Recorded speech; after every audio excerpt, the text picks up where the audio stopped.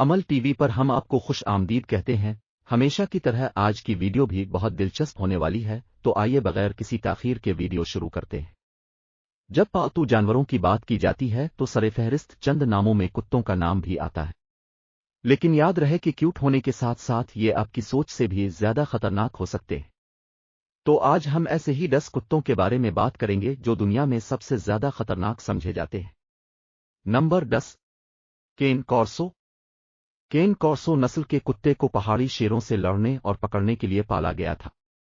ایک سیکنڈ کے لیے اس کے بارے میں سوچیں کہ کین کورسو کو دوسرے شکاریوں کو پکڑنے کے لیے پالا گیا تھا، اس سے زیادہ خطرناک اور کیا ہو سکتا ہے۔ بہرحال، ان کی خوفناک شکل کے باوجود کین کورسو بہترین پالتو جانور ہیں۔ اس کی وجہ یہ ہے کہ ان میں بہت زیادہ خود اعتمادی پائی جاتی ہے۔ ان سب کے باوجود ان کتوں کو چھوٹی عمر میں ٹرین کرنا بہت زیادہ ضروری ہے، ورنہ یہ کسی بھی وقت آپ کو نقصان پہنچا سکتے ہیں۔ نمبر 9، چاؤ چاؤ۔ چاؤ چاؤ ایک بڑے ٹیڈی بیئر کی طرح نظر آ سکتا ہے، تاہم یہ کتا کچھ بھی ہے، لیکن جب بات شخصیت کی ہو تو چاؤ چاؤ نہ صرف خطرناک ہیں بلکہ اپنے مالک سے بہت زیادہ عزت کا مطالبہ کرتے ہیں۔ چاؤ چاؤ کاہل بھی ہوتے ہیں اور اجنبی لوگوں کے سامنے یہ بہت جلدی غصے میں آ سکتے ہیں۔ یعنی اس نسل کو ایک مضبوط، پرسکون اور زبردست شخصیت کے مالک کی ضرورت ہوتی ہے، اور اس نسل کو پالنا ایک عام بندے کی بس کی بات نہیں ہے۔ نمبر 8، ٹوسا اینو۔ ٹوسا اینو ایک اور نایاب نسل ہے جو خطرناک ہونے کی وجہ سے مشہور ہے۔ ٹوسا اینو کا تعلق جاپان سے ہے، جہاں انہیں لڑنے والے کتوں کے طور پر پالا گیا تھا۔ زیادہ تر ٹوسا اینوز بہت جلدی غصے میں آنے والی نسل ہے، اسی وجہ سے اپنے مالکان پر حملہ کرنے کے واقعات اس نسل میں بہت عام پائے جاتے ہیں۔ اس کے جبڑے بھی باقی نسل کے کتوں کی نسبت بہت زیادہ طاقتور ہے۔ خلاصہ یہ کہ بہت اچھے پالتو کتے نہیں مانے جاتے۔ Number 7، Perro de Presa Canario. اصل میں یہ نسل فطری طور پر جارحانہ اور خطرناک نہیں ہے۔ اپنی بڑی جسامت اور ذہانت کے حساب سے یہ ناقابل یقین حد تک پرسکون اور خود اعتمادی رکھتے ہیں، یہی وجہ ہے کہ یہ بہترین محافظ کتے مانے جاتے ہیں۔ تاہم، جب یہ ایسے لوگوں یا جانوروں کی ارد گرد ہوں جن سے یہ مانوس نہ ہوں یا جن کو یہ جانتے نہ ہوں، تو یہ ایک خطرہ بن جاتے ہیں۔ یہ نسل نہ صرف اجنبیوں کے لیے خطرہ ہے بلکہ اس کی شکار کرنے کی قابلیت بھی بہت ہی عمدہ ہے، لہذا ان کی ابتدائی تربیت اور ٹریننگ بہت ضروری ہے۔ نمبر 6، گل ڈانگ۔ ان کا شمار دنیا کی نایاب ترین کتوں کی نسلوں میں ہوتا ہے، اور یہ بالکل بھی اچھے پالتو کتے نہیں بن پاتے۔ اس کتے کی نسل کا رویہ انتہائی غیر متوقع ہوتا ہے، اور ان سے کسی بھی وقت کسی بھی قسم کے خطرے کی امید کی جا سکتی ہے، بلکہ یہ کتے اپنے مالکان کو بھی نہیں بخشتے اور ان کی ٹریننگ کرنا بھی انتہائی مشکل ہے۔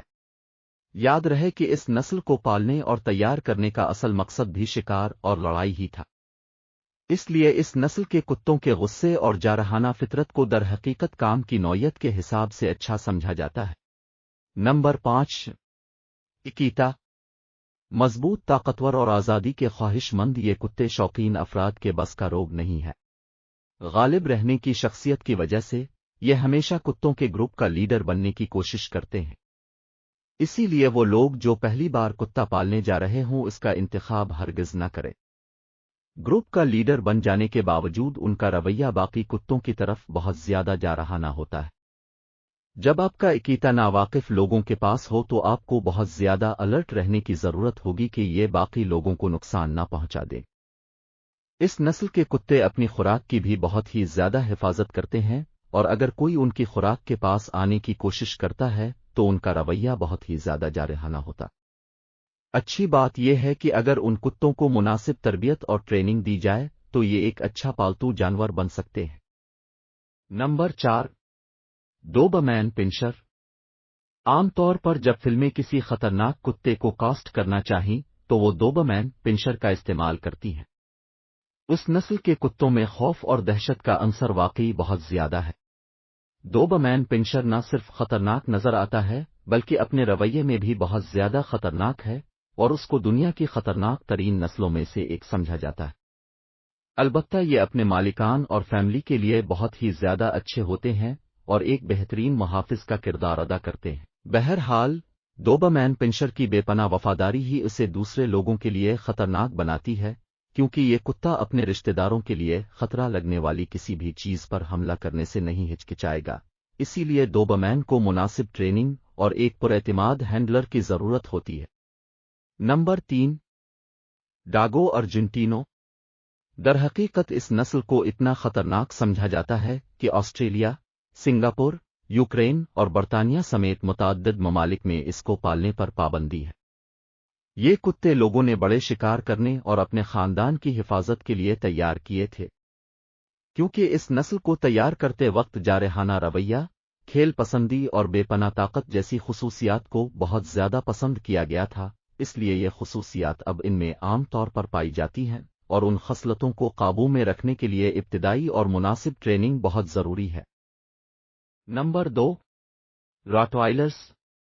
ये अपनी बेइंतहा जारहियत और दहशत की वजह से मशहूर हैं। बदकिस्मती से ये सिर्फ मशहूर ही नहीं है, बल्कि अपनी दहशत और खतरनाक होने की भरपूर काबिलियत भी रखते हैं। हाँ, अलबत्ता ये अपने खानदान के इर्द गिर्द नाकाबिल यकीन हद तक पुरसुकून और शाइस्ता रहते हैं।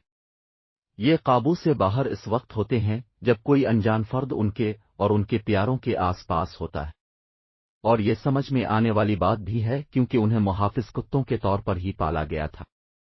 बाकी कुत्तों की तरह उन्हें भी मुनासिब इब्तिदाई ट्रेनिंग की जरूरत होती है। Number 1, American pit bull terrier. अगर आप किसी जिम्मेदार पिट बुल के मालिक से पूछेंगे कि क्या उनका कुत्ता खतरनाक है, तो वो आपको ये कहेगा कि यह गलत फहमी है और ये तो दुनिया के सबसे प्यारे कुत्ते हैं, जबकि वो ये भूल जाते हैं कि उनकी मुनासिब और अच्छी ट्रेनिंग ने ही उनको अच्छे कुत्तों के रूप में ढाला है। ये नस्ल दुनिया की सबसे खतरनाक तरीन नस्ल मानी जाती है।